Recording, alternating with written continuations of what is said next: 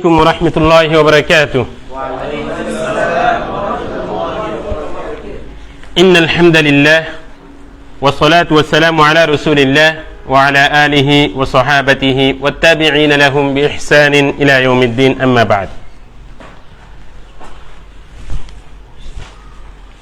كيف حالكم يا شباب؟ الحمد لله الحمد لله. طيب، تحدثنا في اللقاء الماضي عن أهداف دراسة هذه مادة النصوص الأدبية. اليوم إن شاء الله نبدأ الدرس عن تعريف المادة، يعني النصوص الأدبية. ما هي النصوص الأدبية؟ تعريفها.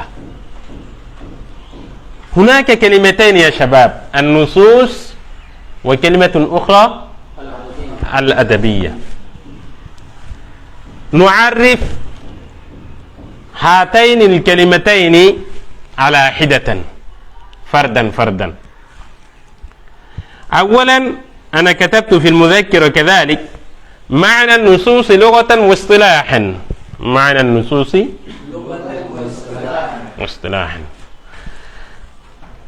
النصوص جمع ايش؟ النصوص جمع نص. باللغة البنغالية النص، من يستطيع الإجابة؟ من يجيب؟ أيوة مول بات تكست ونوتشت. واصطلاحا عند اللغويات هي فقرة مكتوبة أو منطوقة، مع الرغم ذلك أنها طويلة أو قصيرة، والشرط في هذا الصدد أنها تكون وحدة كاملة.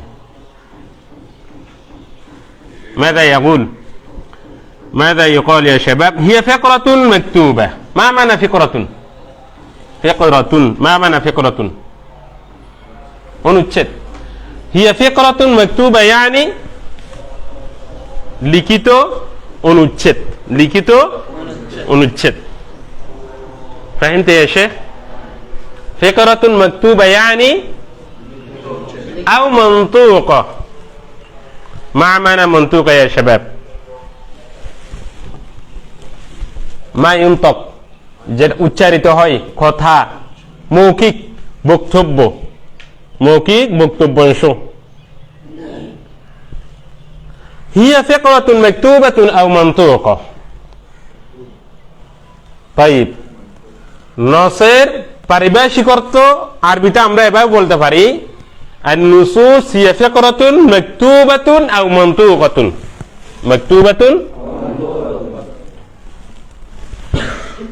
مع الرغم ذلك أنها طويلة أو قصيرة. ربما يكون نص طويلة أو قصير. ربما تكون النصوص طويلة أو قصيرة. مثلا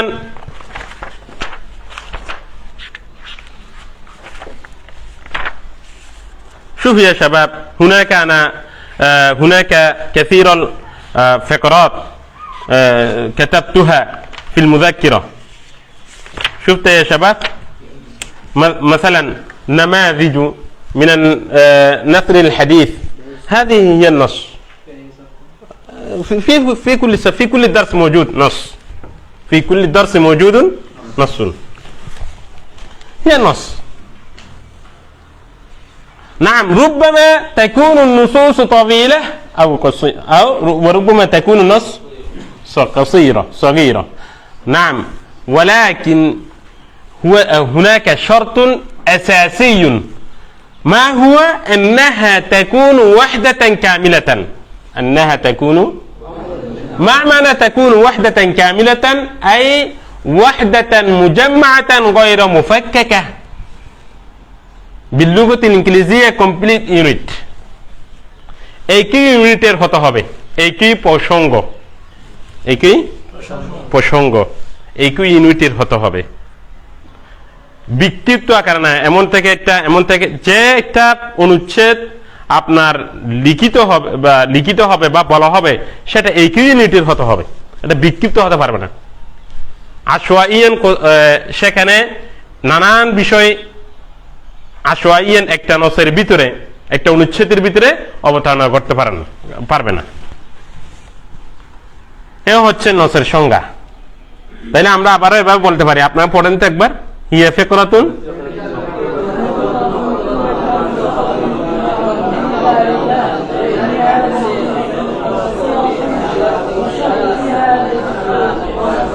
أيوة.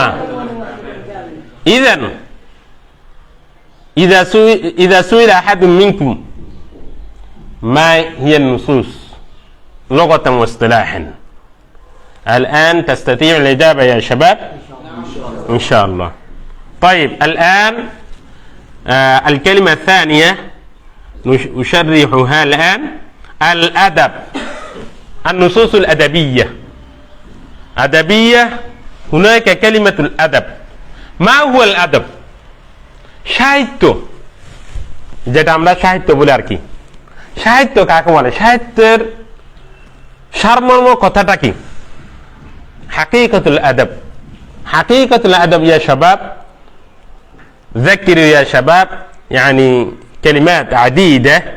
حقيقة الأدب القول الجميل في الأسلوب الجميل. আদবের বাস্তবতা হচ্ছে আল কওলুল জামিল ফিল উসলুবিল জামিল, অর্থাৎ আল কওলুল জামিল ফিল উসলুবিল, আল কওলুল জামিল অর্থ সুন্দর কথা, ফিল উসলুবিল জামিল অর্থ সুন্দর পদ্ধতিতে, সুন্দর উসলুবে, সুন্দর ধারায়, যেটা বলে সুন্দর আঙ্গিকে সুন্দর কথা। মানে একজন সাহিত্যিক সে তার লিখনের মাধ্যমে, বিভিন্ন আসালিবের মাধ্যমে সে তার ইবারতটাকে সুন্দর করে বলতে চায়, যাতে করে পাঠক সেটা পড়ে কি করতে পারে? উপভোগ করতে পারে। এটা হচ্ছে আদবের হাকিকত। হাকিকতুল আদব আল কওলুল জামিল ফিল উসলুবিল জামিল, এটাই হচ্ছে আদবের সারমর্ম কথা। মা আইদান نعرف معنى كلمة الأدب لغة واصطلاحا. طيب معنى الأدب لغة نلخص معاني الأدب في هذه المحاضرة في 4 فقط. معاني الأدب كثيرة، ولكن نلخص في هذه المحاضرة كم معنى؟ في 4 معاني. في 4 অর্থাৎ আমরা এখানে আদবের 4টি শাব্দিক অর্থ বলবো। কয়টি? 4টি। أولا كلمة أدب أم أدب بسكون الدال أم بفتح الدال؟ أدب بفتح الدال. أدب نعم، هناك تستخدم هذه الكلمة بسكون الدال كذلك بفتح الدال، ولكن المعاني مختلفة. المعاني مختلفة. أدب يأدب أدبا بسكون الدال، بسكون الدال معناه الدعوة إلى الطعام. معناه إيش؟ كلمة أدب بسكون الدال معناه إيش؟ الدعوة إلى الطعام. অর্থাৎ খাবারের দাওয়াত দেয়া, খাবারের জন্য নিমন্ত্রণ করা, মেজবানের দাওয়াত দেয়া। আর দাওয়াতু ইলাত তাআম। আরবের মধ্যে ইউকালু ফিল আরব আদাবা ফুলানুন আল কওমা। আদাবা ফুলানুন, আদাবা এটা মিন বাবি দরাবা ইয়াদরিবু। أدب فلان القوم يعني دعاهم إلى المأدبة. دعاهم কোন দিকে আহ্বান করেছেন? খাবার দিকে দাওয়াত দিয়েছেন। কিসের দিকে দাওয়াত দিয়েছেন? الثاني كلمة أدب أدب يأدب. أدب أدبا من باب كرمة.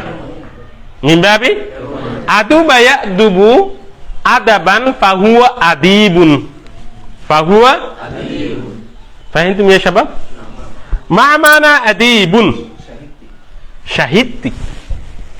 يقال في لغة العرب حذق الكاتب فنون الأدب حذق الكاتب فنون الأدب অর্থাৎ হাযাক মানে পাণ্ডিত্য হওয়া। লেখক আদব সাহিত্য শিল্পে সাহিত্য বিষয়ে পণ্ডিত হয়েছেন, তার মানে আদিব হয়েছেন, তার মানে কি হয়েছেন? يعني صار أديبا صار أديبا أدب المعنى الثالث يا شباب أدب يؤدب تأديبا من باب التفعيل، فحينئذ معنى له معنى آخر. ما هو المعنى يا شباب؟ إذا كان كلمة هذا الأدب يستخدم من باب التفعيل فحينئذ معناه التهذيب، التربية. إيش؟ التربية، التهذيب والتربية وتعليم الأدب শিষ্টাচার আদব أخلاق كده শিক্ষা দিয়া التربية التهذيب. ما معنى كلمة التهذيب؟ شب وكرة শিক্ষা দিয়া التهذيب والتعليم، التهذيب والتعليم يعني تعليم الأدب، أدب أخلاق ديا শিক্ষা ديا. طيب المعنى الرابع الأدب بفتح الدال مفرد جمعه الآداب. تكلمنا بينا المعاني الثلاثة المذكورة، هذه إذا كانت تتعلق بالفعل، إذا كانت تعد بالفعل. أما إذا تعد هذه الكلمة بالاسم فحينئذ جمعه يأتي الآداب، جمعه يأتي. شباب أبنائي فهمتم محاضرتي؟ فهمتم كلامي يا شباب؟ إذا لم تفهموا أي طالب اسأل، لا بأس. نعم الأدب جمعه الآداب يعني الأخلاق، يعني الأخلاق. هناك مقولة مشهورة في كتابة نعمان بن منذر وقد أوفدت أيها الملك رهطا من العرب لهم فضل في أحسابهم وأنسابهم وعقولهم وآدابهم أي أخلاقهم. এটার ব্যাখ্যা, এটা একটা প্রেক্ষাপট আছে যখন নোমান ইবনে মুনজির কিসরার কাছে গিয়েছেন, বাদশার কাছে গিয়েছেন, তখন কিসরার সঙ্গ ওয়াইন্দাহুম উফুদুল রুম উফুদুল হিন্দ উফুদুস সিন ফাযাকারু يعني মিন মুলুকিহিম ওয়া বিলাদিহিম, তারা তাদের রাজা বাদশা দেশ নিয়ে অনেকভাবে তারা নোমান ইবনে মুনজিরের কাছে বর্ণনা করছেন, ফখর করে। হ্যাঁ, তখন নোমান ইবনে মুনজির নিজে ফখর করে বলেছেন ফাতাখরা নোমান ইবনে মুনজির আন্নাল আরব লাহুম ফাদলুন ফি আহসাবিহিম, আন্নাল আরব, আরবদের গর্বের একটা অন্যতম বিষয় হচ্ছে তাদের বংশলতিকা, তাদের সুউচ্চ, ওয়া আনসাব ওয়া আকুলুহুম, তাদের বুদ্ধি জ্ঞান, ওয়া আদাবুহুম, তাদের আখলাক। এখানে আদাবুহুম অর্থ কি? আখলাক। আরবদের একটা গর্বের বিষয় হচ্ছে তাদের কি? চরিত্র। এখানে আদাব অর্থ কি বোঝানো হয়েছে? চরিত্র বোঝানো হয়েছে। আমি এটা বোঝাতে উদ্দেশ্য যে এখানে আদাব অর্থ কি? চরিত্র। আবার আদাব আর একটা জ্ঞান বিজ্ঞানের উপরও বুঝাই। আদব শব্দ দ্বারা কিসের উপরে বুঝাই? ইউতলাকু আলাল মাআরিফ ওয়াল উলুম, ইউতলাকু আলাল মাআরিফ ওয়াল উলুম। فهمتم يا شباب؟ هذه هي معاني الأدب لغة. ايش؟ لغة. نعم هناك كلمة أدب يستخدم بمعان مختلفة على حسب العصور على حسب অর্থাৎ যুগ ভেদে আরবি সাহিত্যের যারা সাহিত্যিক আছেন, এটাকে আমরা তারিখুল আদবিল আরবিতে অবশ্য পড়বো ইনশাআল্লাহ। আরবি সাহিত্যের ইতিহাসে সাহিত্যিকরা সাহিত্যের দৃষ্টিকোণে যুগকে 6 ভাগে ভাগ করেছেন। কয় ভাগে ভাগ করেছেন? 6 ভাগে ভাগ করেছেন। কয় ভাগে ভাগ করেছেন? 6 ভাগে। আল আসরুল জাহিলি আওয়ালান, থানিয়ান আল আসরুল ইসলামি, আল আসরুল ইসলামি, থালিথান আল আসরুল আব্বাসি, রাবিআন ثالثا أموي، رابعا العباسي، خامسا العصر الانحطاط، سادسا عصر الحديث। এই আদব শব্দটা এই 6 যুগ ভেদে অর্থের মধ্যেও পার্থক্য আছে।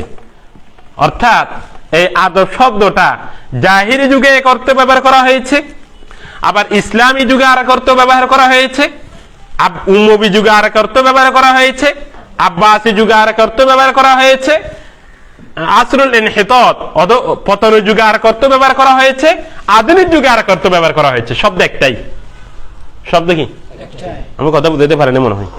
শুধু আদব শব্দটা আপনি জাহেলি যুগে এক অর্থে ব্যবহার করা হয়েছে, ইসলামী যুগে এভাবে যুগ ভেদে নানান অর্থ এই আদব শব্দটার আছে। যেমন আদব শব্দটা জাহিলি যুগের মধ্যে যখন আদবী শব্দটা বলা হতো তখন মানুষ বুঝতো যে আদ-দাওয়াতু ইলা তাআম কিসের অর্থে ব্যবহার করা হয়েছে।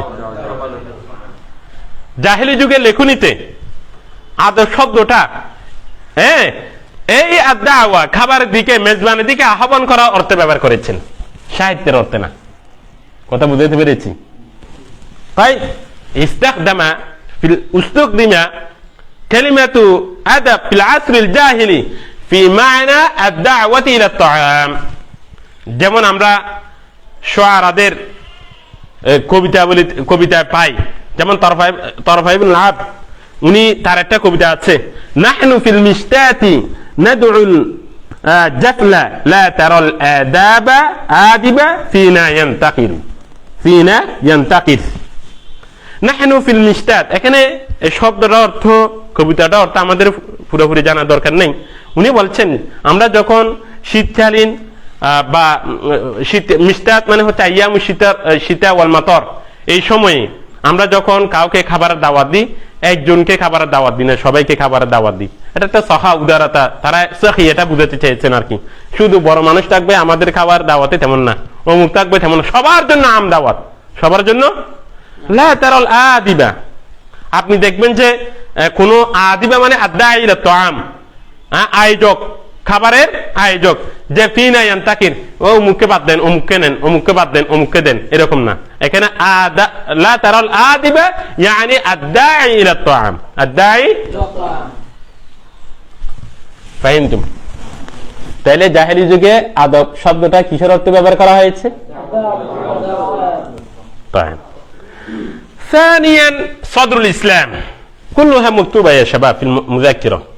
صدر الإسلام, ইসলামের যুগে, ইসলামের প্রারম্ভিক যুগে, অর্থাৎ ইসলামের শুরুতে আদব শব্দটা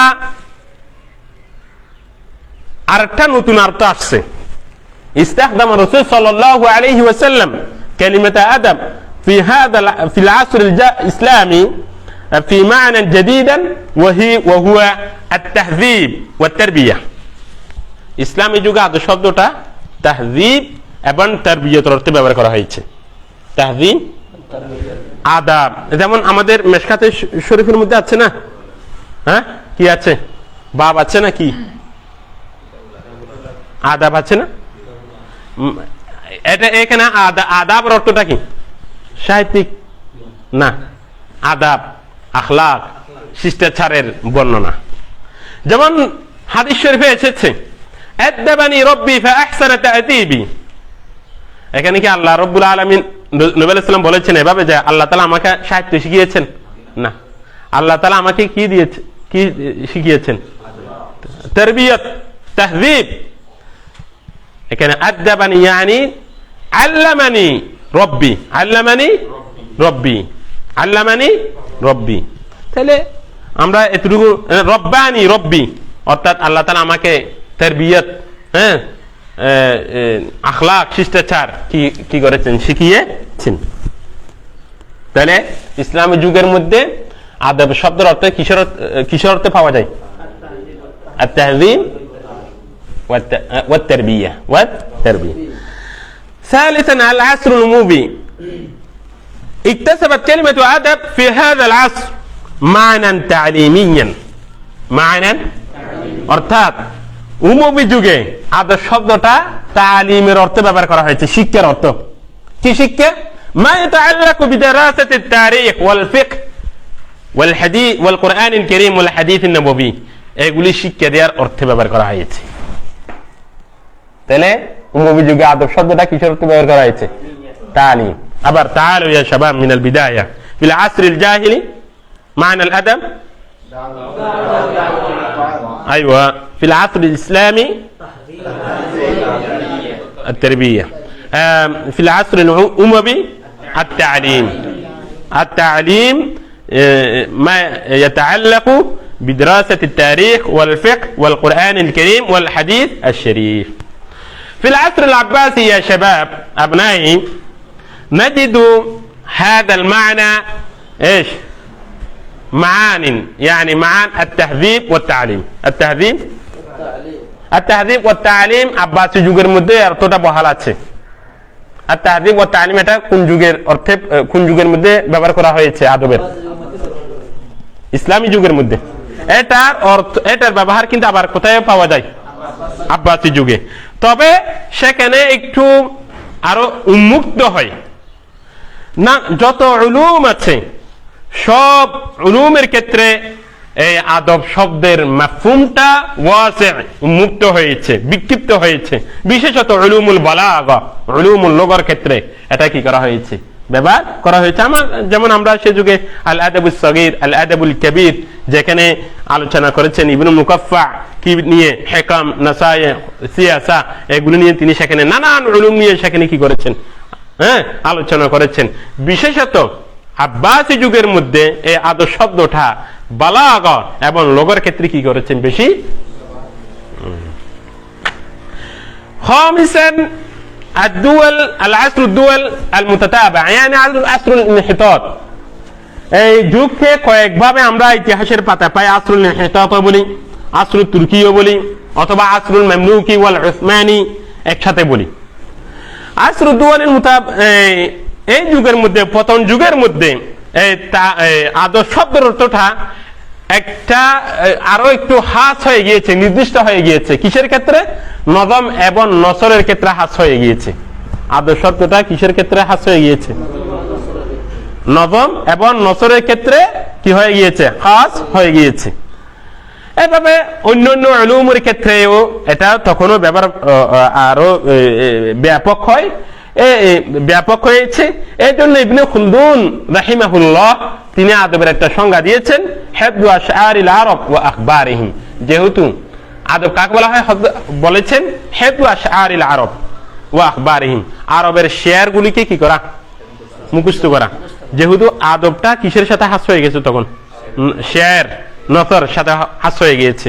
এই জন্য ইবনে খুলদুন সংজ্ঞা দিয়েছেন আদব কাকে বলে, হিফযু আশআরিল আরব ওয়া আখবারিহিম, حفظ أشعار العرب وأخبارهم والأخذ من كل فن بطرف. সাদিসান, যেটা বর্তমানে আমরা ব্যবহার করি আদব শব্দটা আধুনিক যুগে, এটা আমরা কিসের উপর ব্যবহার করি? বলা হয়েছে তুতলাকু কালিমাতুল আদব ফি হাযাল আসর আলা আল কালাম আল ইনশাই আল বালিগ আল জামিল الذي يقصد به التأثير في عواطف القراء والسامعين سواء أكان شعرا أم نثرا. أكان شعرا অর্থাৎ আদব শব্দটি আধুনিক যুগে কিসের উপর ব্যবহার করা হচ্ছে? আল কালামুল ইনশাই। মা মানে আল কালামুল ইনশাই? কালামুল ইনশাই সৃজনশীল বাক্য, সৃজনশীল। অর্থাৎ বর্তমান যুগে আদব শব্দটা কিসের উপর ব্যবহার করা হয়েছে? আপনি কোন একটা, যেমন আপনি মনে করেন এই যে প্রকৃতি, এই যে আমাদের চতুর্পার্শ্বে মোটামুটি পাহাড় না, এই যে প্রাকৃতিক দৃশ্যকে আপনি দেখে আপনি নিজের এই কথাগুলিকে এই যে সমস্ত দৃশ্যাবলী আপনি দেখেছেন সেগুলো আপনি কলম ও ডাগায় প্রকাশ করবেন। হ্যাঁ, কি দ্বারা? আপনার জেহেন থেকে সুন্দর সুন্দর বাক্য দিয়ে। এই আমি যে বললাম না বিভিন্ন উসলুব, আদবের হাকিকত কি বলেছিলাম? আল কওলুল জামিল ফিল উসলুবিল জামিল, নানান উসলুব দ্বারা আপনি সুন্দর সুন্দর বাক্য দিয়ে হ্যাঁ এগুলি কি করবেন? প্রকাশ করবেন। এটার নাম আদব। যাতে করে পাঠকরা কি হয়? পাঠকের অন্তরে আগ্রহ সৃষ্টি করে, পাঠকের অন্তরে প্রভাব সৃষ্টি করে। এটাই তো আদব। সাহিত্য মানে কি? আপনি মনে করেন একটা সাহিত্যের কিতাব নিয়েছেন, মনে করেন মুহাম্মাদুন কাআন্নাকা তারাহু, ইতলাক করা হয়, শুনি যে ব্যক্তিগুলো একদম ফাসাহা বালাগায় ভরপুর, হ্যাঁ, যেটা থেকে উদ্দেশ্য করা হয় আত-তাসিফ ফি আওয়াতিফিল কুররা ওয়া সামিন, পাঠক এবং শ্রবণকারীর হ্যাঁ অনুভূতিতে একটু নাড়া দেয়, যে কথাগুলি বললে, যে হ্যাঁ ইবারতগুলি পড়লে পাঠকের অন্তরে কি দেয়? নাড়া দেয়। এটা কবিতাও হতে পারে, আপনার লেখনীটা কবিতার মাধ্যমেও হতে পারে, অথবা গদ্যের মাধ্যমেও হতে পারে। এটার এই অর্থে বর্তমানে আদর্শ শব্দটা কি করা হয়েছে? ব্যবহার করা হয়েছে। তাহলে আমরা কি বুঝতে পারলাম? আদর্শ শব্দটা যুগ ভেদে নানান অর্থে কি করা হয়েছে? ব্যবহার করা হয়েছে। আমি কি কথা বুঝতে পেরেছি? এই গেল هذه هي معاني الأدب واستخدامه على عبر العصور على العصور المتعاقبة. فهمتم يا شباب؟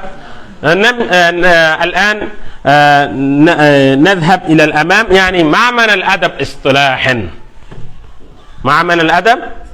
لاحظوا يا شباب أبنائي، احفظوا هذا التعريف، احفظوا هذا التعريف جيدا. أنتم تدرسون في قسم الأدب العربي، أليس كذلك؟ بلى، أليس كذلك؟ بلى. إذن سئل أحد منكم يا شيخ قرأت الأدب، ما معنى الأدب لغة واصطلاحا؟ يلا أجب سريعا. معنى الأدب الدعوة إلى الطعام، معنى الأدب التهذيب وتعليم الأدب والتربية. نعم، هنا هذه المعاني تختلف على حسب العصور. بينوا، أجيبوا سريعا إن شاء الله. تستطيعون؟ إن شاء الله. ما معنى الأدب اصطلاحا؟ الأدب هو الكلام البليغ. اقرأوا يا شباب. هو الأدب هو الكلام البليغ، هو الكلام الصادر عن عاطفة، الصادر المؤثر في النفوس. تنتبه সংজ্ঞাটা বেশি কঠিন না। هذا التعريف ليس سهلا، أسهل جدا، بس احفظوا معي، تابعوا معي. الكلام البليغ الصادر عن عاطفة المؤثر في النفوس. من يستطيع؟ الكلام البليغ هو الكلام البليغ. أحسن، يلا واحد. الكلام أنت. هو الكلام البليغ الصادر، هو الكلام البليغ، هو الكلام البليغ الصادر عن عاطفة، عاطفة المؤثر مؤثر في النفوس. من يستطيع؟ من آخر؟ أيوة. والكلام البليغ الصادر عن عاطفة المؤثر في النفوس. من يستطيع؟ أنت. هو الكلام البليغ الصادر عن عاطفة المؤثر في النفوس. أحسن. أيوة، في النفوس. ما معناها؟ معناها هو الكلام البليغ بشد بقه.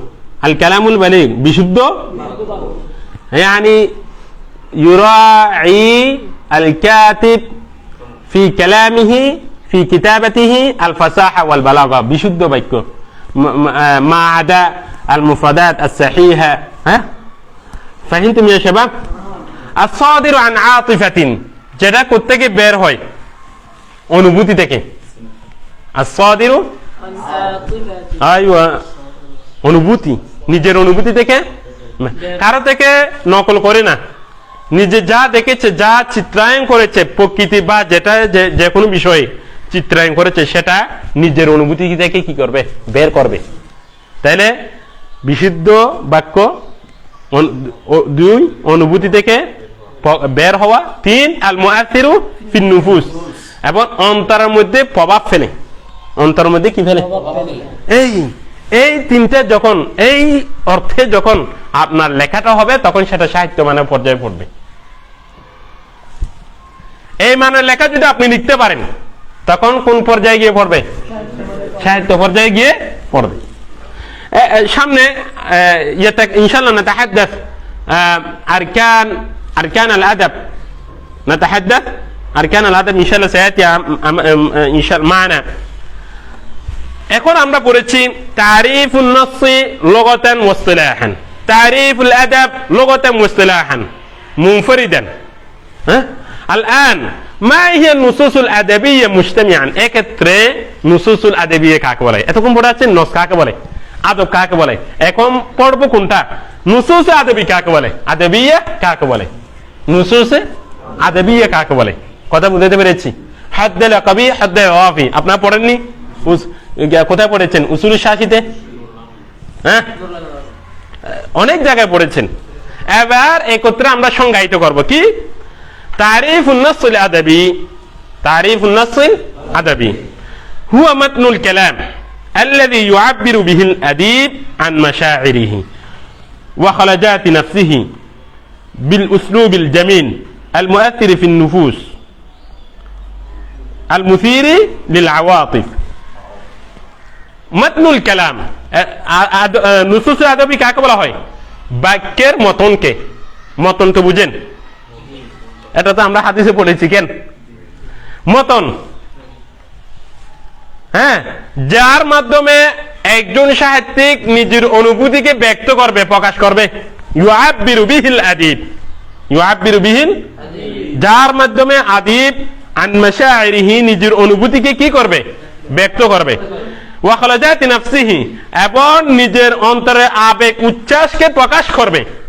খালাজাতুন, খালাজাতুন মানে আবেগ উচ্ছ্বাস, আবেগ উচ্ছ্বাস। বিল উসলুবিল জামিল, সুন্দর উসলুবের মাধ্যমে। কিসের মাধ্যমে?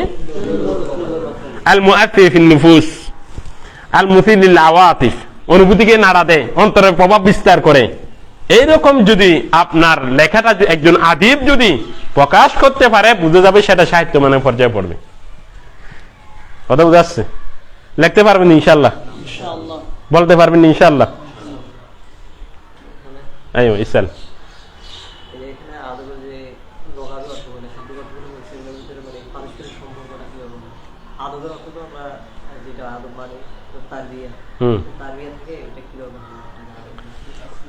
অনেক সম্পর্ক, অনেক। আপনার লেখার মাধ্যমে আপনি সমাজকে পরিবর্তন করতে পারেন। আপনি লেখার মাধ্যমে, লেখার মাধ্যমে তো সবকিছু। লেখার মধ্যে আপনার আদিবরা কি করে? সমাজের, আপনার সমাজের চিত্রকে তুলে ধরে, রাজনৈতিক বিপ্লবকে তুলে ধরে। নাহদা ইজতিমাইয়া ইউসাফিরুহা আল আদিব, সাওরা সিয়াসিয়া ইউসাফিরুহা আল আদিব বিল কিতাবা। একজন লেখক রাজনৈতিক, সামাজিক, অর্থনৈতিক সবগুলিকে উপস্থাপন করে একজন পাঠকের সামনে। তখন পাঠককে কি করতে পারে? আয়ত্ত, সহজে আয়ত্ত করতে পারে। কথা বুঝছেন? এটা হচ্ছে আলাকা সেলা। এবার প্রত্যেকটি, এটা আহসানতে এসে আমরা আগে পড়েছি, আগে কি পড়েছি যে আমরা শব্দের তাহলিল ও মুফরাদাত, মুফরাদাতকে আমরা কিভাবে তাহলিল করব, কে বলতে পারবেন? এক নম্বর, মুফরাদের ও শব্দের মৌলিক অর্থ কি, মাদ্দা কি। দুই নম্বর, এটার আসলি অর্থ কি। তিন নম্বর, মা'নাল মাউযু লাহু ওয়া বাইনাল সিলা আর তারাবুত আর রাবিত, অর্থাৎ মাউযু লাহু আসলি অর্থ এবং ব্যবহৃত অর্থের মধ্যে সম্পর্কটা কি খুঁজে বের করতে হবে। হ্যাঁ, সিলার কারণে যদি কোনো পার্থক্য আসে এটাও আমরা খুঁজে বের করব। অথবা বাব অনুপাতে যদি কোনো মানার মধ্যে যদি পার্থক্য থাকে সেটা আমরা খুঁজে বের করবো। আমরা তো গতকাল এটা নিয়ে আমরা যথেষ্ট সময় দিয়েছি মনে হয়, গতকাল পড়েছি না আমরা। তাইব, আরকানুল আদব, আরকানুল আদবের ব্যক্তি ব্যক্তিসমূহ প্রত্যেক জিনিসের লিকুল্লি শাইইন আসাস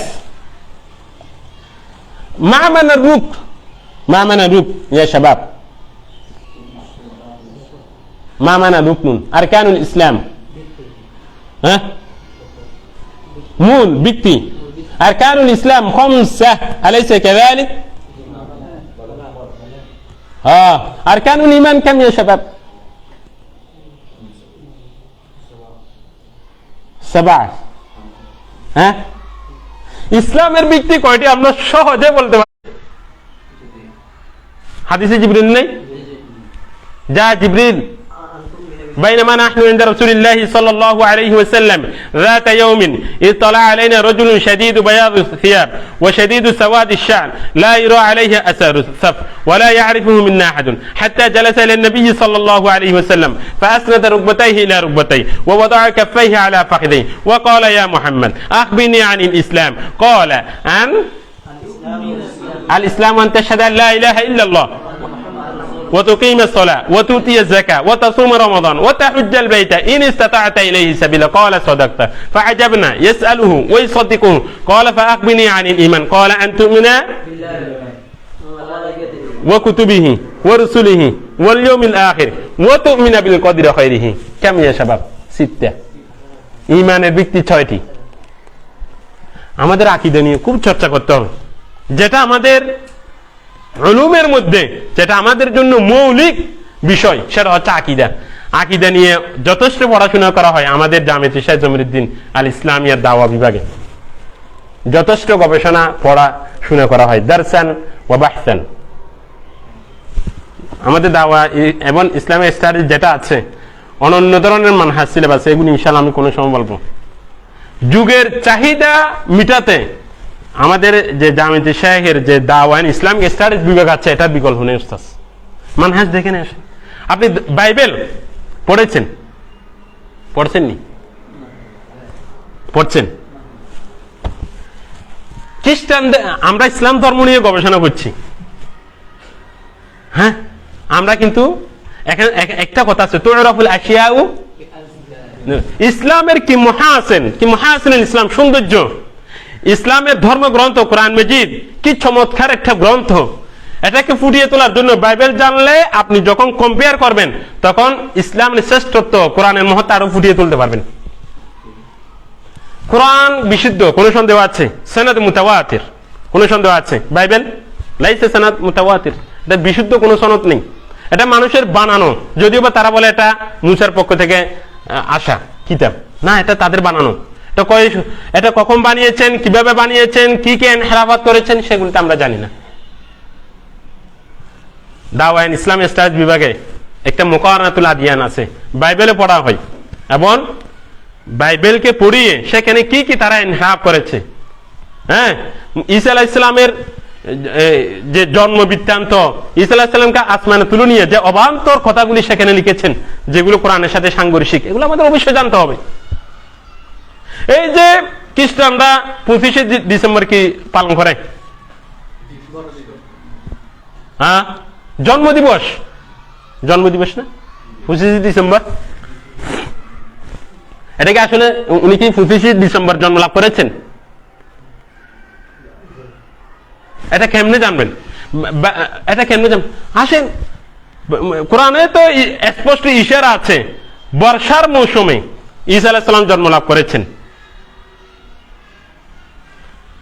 যে সময়ে খেজুর কি হয়েছে পাকছে সেই সময় জন্ম গ্রহণ করেছেন এবং আবহাওয়াবিদরা সেটা কোন সময় বলেছেন সেটা মার্চ এপ্রিল দিকে তখনকার ফিলিস্তিন কোন জায়গায় জন্মগ্রহণ করেছেন হ্যাঁ এখানে কিছু ইসরায়েলের রিওয়ায়াত আছে এগুলো আমাদের তাদের থেকে নিতে হবে যেমন জলিলনগরে তিনি জন্মগ্রহণ করেছেন বাইবেলে পাওয়া যায় কিন্তু সেটা আমাদের এটা ছাড়া কোনো বিকল্প নেই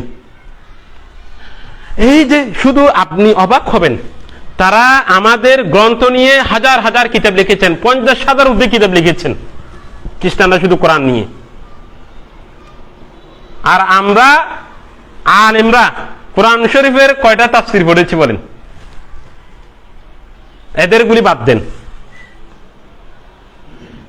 শুধু ইসলামকে জানতে চাইলে শুধু আমাদেরগুলি জানলে হবে না তাদেরগুলি অন্যান্য ধর্ম ধর্মের গুলো আমাদের নলেজ থাকতে হবে, অবশ্যই থাকতে হবে। এর জন্য সচেতন দায়ী তার অবশ্যই দরকার। এগুলো দাওয়াতে পড়া হয় আমাদের এখানে, কথা বুঝতে পেরেছি। আকীদা, দাওয়া, অনেক ইস্তেশরাক, ওরিয়েন্টিস্ট। আপনি নেটে ঢুকলে তাফসিরও টের পাবেন না এটা কে লিখেছেন, কাদের হাত আছে এটার পিছনে, আপনি টেরও পাবেন না। ওরিয়েন্টিস্টরা যেভাবে ইসলামের বিরুদ্ধে কলম ধরেছেন, 100টা লেখা লিখছেন, দুইটা এনহারাফ করে দিয়েছেন। এটাই পড়তেছে পাঠক, পড়তে সবগুলি ঠিকই মনে হচ্ছে, ওই দুইটা আপনার মধ্যে ঢুকিয়ে দিয়েছে বিচ। আমাদের ওরিয়েন্টিস্টরা কোরআন মজিদ নিয়ে লিখেছেন 1.5 লক্ষের উপরে কিতাব। হাদিস নিয়ে তারা বিষাদগার করেছেন। আপনার সিরা নববিয়া নিয়ে, রাসূল সাল্লাল্লাহু আলাইহি ওয়াসাল্লামের জীবনী নিয়ে বিষাদগার করেছেন, কোথায় করেছেন, কোরআন শরীফ কোথায় নেহরাবাদ তারা করেছেন, এগুলো বিষয় জানতে হবে। অথচ আমরা দাওরা হাদিস পর্যন্ত পড়েছি, কামিল পর্যন্ত পড়েছি, এগুলো আমরা এখনো ধরতে আমরা ওরিয়েন্টিস্টদের কথা চিনি না। আমরা যে সময় মোবাইল নিয়ে দেখে ফতোয়া দিয়ে ফেলি, আপনি কি চিন্তা করছেন সেটা কি শিয়াদের, সেটা কি কাদিয়ানীদের? আপনি ওরিয়েন্টিস্ট যদি না জানেন, আপনি তো বিকৃত হবেন, সম্ভাবনা আছে। এগুলো এখানে দাওয়াতে পড়া হয়। এই যে 3টা বিষয় এখন বললাম, এগুলো আপনারা দাওরাতে পড়েননি। এই যে কাদিয়ানীরা, শিয়ারা নানান তাফসীর লিখে তাদের মতাদর্শের মধ্যে অনলাইনে ছড়িয়ে দিয়েছে, তাদের দাওয়াত বেশি অনলাইন ভিত্তিক। এগুলো আমরা কোনদিন খেয়াল করেছি? এগুলি আমাদের জানতে হবে না? ফেরাত আমাদের কাছে আছে, দাওয়াতে পড়ানো হয়। যে 4 নম্বর মাদ্দা বললাম, কয় নম্বর মাদ্দা বলেছি? 4 নম্বর মাদ্দা। এই যে ফেরাক, আপনার এই ফেরাক বাইনাল মুসলিমিন, যে সমস্ত ফেরকা যেগুলো মুসলমানদের মধ্যে রায়েশ, ইসলামের নাম ব্যবহার করেন কাদিয়ানীরা, শিয়ারা, আর যে সমস্ত মতবাদ গুলো ইসলামিক, যেমন কমিউনিজম, সোশ্যালিজম, এগুলো আমাদেরকে জানতে হবে। এগুলি জানা ছাড়া আপনি সচেতন দায়ী হতে পারবেন না, আলেম হতে পারবেন না। অবশ্যই এগুলি জানতে হবে। এগুলি কি পড়েছেন? এগুলি পড়ার জন্য আমাদের দাওয়া বিভাগের আরো অনেক সাবজেক্ট আছে। আধুনিক বর্তমান বিশ্ব হাদিরুল আলমুল ইসলামী আমাদের দাওয়া বিভাগে পড়ানো হয়। এভাবে বলতে গেলে আত-তাকাফা আল-ইসলামিয়া, ইসলামী সংস্কৃতি, আন-নুজুমুল ইসলামিয়া, ইসলামের বিধিবিধান, এমনকি সংবিধান পর্যন্ত পড়া হয়। আল মুকারানাত বাইনাল কাওয়ানিন আশ-শারঈয়্যা ওয়াল ওয়াদঈয়্যা, মানুষের বানানো বিধিবিধান এবং ইসলামের বিধিবিধানের মধ্যে একটা কম্পেয়ার, তুলনা।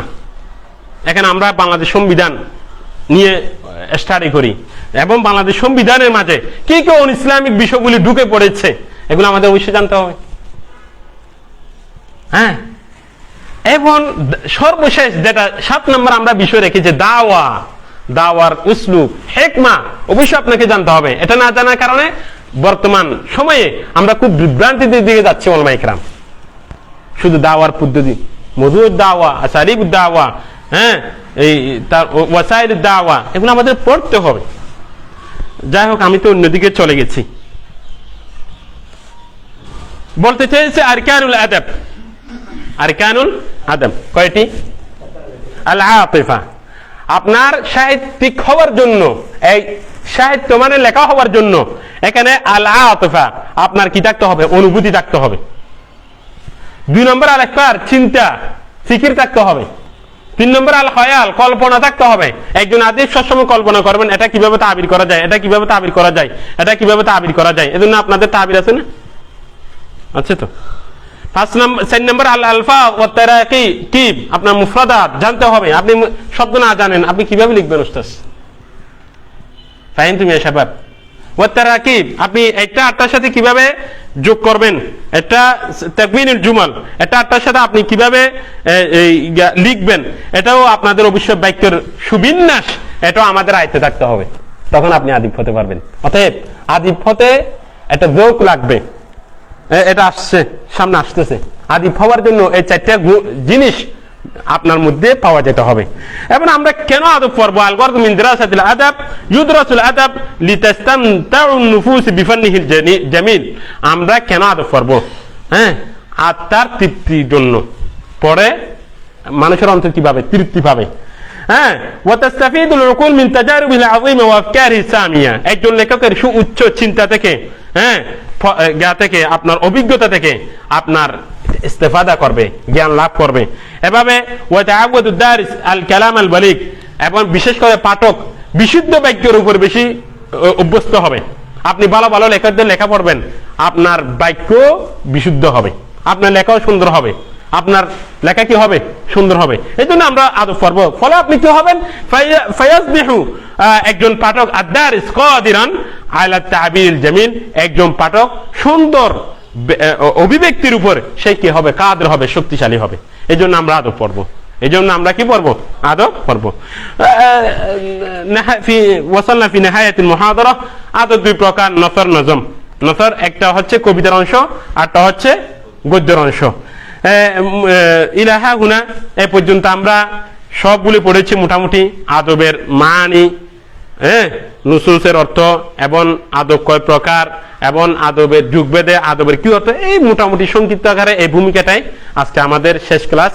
এটা নিয়ে আর লম্বা আলোচনা করতে চাই না, যেহেতু আমাদের সময় অত্যন্ত কম। এটা যদি সারা বছর মাদ্দা হয় আরো তাফাসিল পড়ানো সম্ভব। কথা বুঝে আসছে? কালকে থেকে ইনশাআল্লাহ আমরা আদ-দারস আল-আউয়াল ندخل إن شاء الله محاضرة الأصلية إن شاء الله. هذا وصلى الله على سيدنا محمد وعلى آله وصحابته والتابعين لهم بإحسان إلى يوم الدين. السلام عليكم ورحمة الله وبركاته.